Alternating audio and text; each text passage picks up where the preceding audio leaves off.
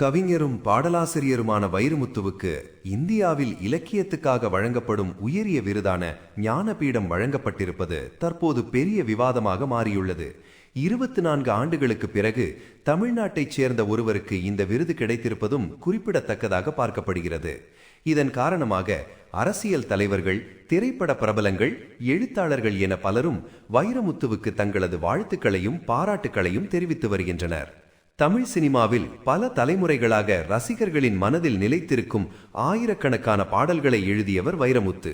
தனது கவிதை திறன், சொல் வளம், தமிழ் மொழியின் அழகை பாடல்களில் வெளிப்படுத்தும் தனித்திறன் ஆகியவற்றால் அவர் தமிழ் சினிமாவில் ஒரு முக்கியமான இடத்தை பெற்றார். குறிப்பாக இசையமைப்பாளர் இளையராஜாவுடன் இணைந்து அவர் எழுதிய பாடல்கள் பல இன்னும் ரசிகர்களின் மனதில் நிலைத்து நிற்கின்றன. இளையராஜா, வைரமுத்து, பாரதி ராஜா என்ற கூட்டணி தமிழ் சினிமாவில் பல மறக்க முடியாத பாடல்களையும் படங்களையும் உருவாக்கியது. அதேபோல் இளையராஜா, வைரமுத்து, கே. பாலசந்தர் கூட்டணியும் திரையுலகில் பல மேஜிக்குகளை நிகழ்த்தியது. ஆனால் ஒரு கட்டத்தில் இளையராஜாவுடனான நட்பு முறிந்துவிட்டதால் வைரமுத்து அந்த கூட்டணியிலிருந்து விலகினார். அதன் பிறகு தேவா, ஏ.ஆர். ரெஹ்மான், வித்யாசாகர், ஹாரிஸ் ஜெயராஜ் உள்ளிட்ட பல இசையமைப்பாளர்களுடன் இணைந்து அவர் பணியாற்றினார். குறிப்பாக மணிரத்தினம், ஏ.ஆர். ரெஹ்மான், வைரமுத்து கூட்டணி 90களில் தமிழ் திரை இசையில் பெரிய மாற்றங்களை ஏற்படுத்தியது. அந்த காலத்தில் வெளிவந்த பல பாடல்கள் இன்றும் ரசிகர்களால் விரும்பி கேட்கப்படும் பாடல்களாக இருக்கின்றன. இந்த கூட்டணியின் போது வைரமுத்து பல தேசிய விருதுகளையும் பெற்றார். பாடலாசிரியராக மட்டுமல்லாமல் எழுத்தாளராகவும் வைரமுத்து தனி அடையாளம் பெற்றவர். கள்ளிக்காட்டு இதிகாசம், கருவாச்சி காவியம் போன்ற நாவல்கள் மூலம் இலக்கிய உலகிலும் அவர் தனி இடத்தை பெற்றார். மேலும் 1001 பாடல்கள் என்ற புத்தகத்தையும் விரைவில் வெளியிடவிருக்கிறார். இந்நிலையில் இந்தியாவின் உயரிய இலக்கிய விருதான ஞானபீடம் வைரமுத்துவுக்கு வழங்கப்பட்டிருப்பது பலருக்கும் மகிழ்ச்சியை ஏற்படுத்தியுள்ளது.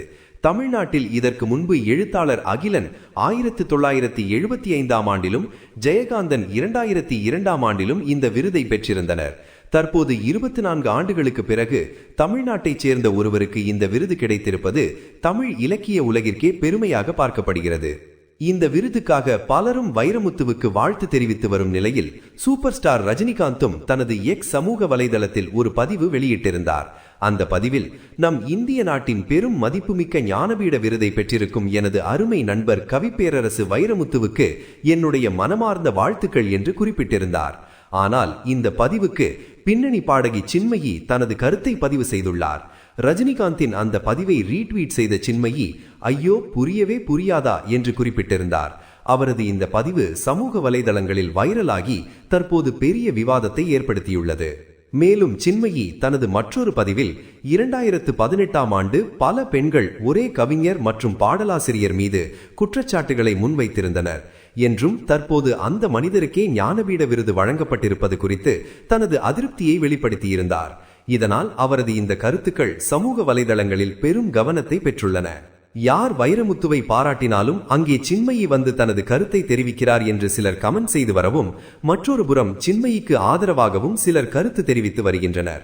இதன் காரணமாக வைரமுத்துவுக்கு வழங்கப்பட்ட ஞானபீட விருதை சுற்றியுள்ள இந்த விவாதம் தற்போது சமூக வலைதளங்களில் தொடர்ந்து பேசப்பட்டு வருகிறது.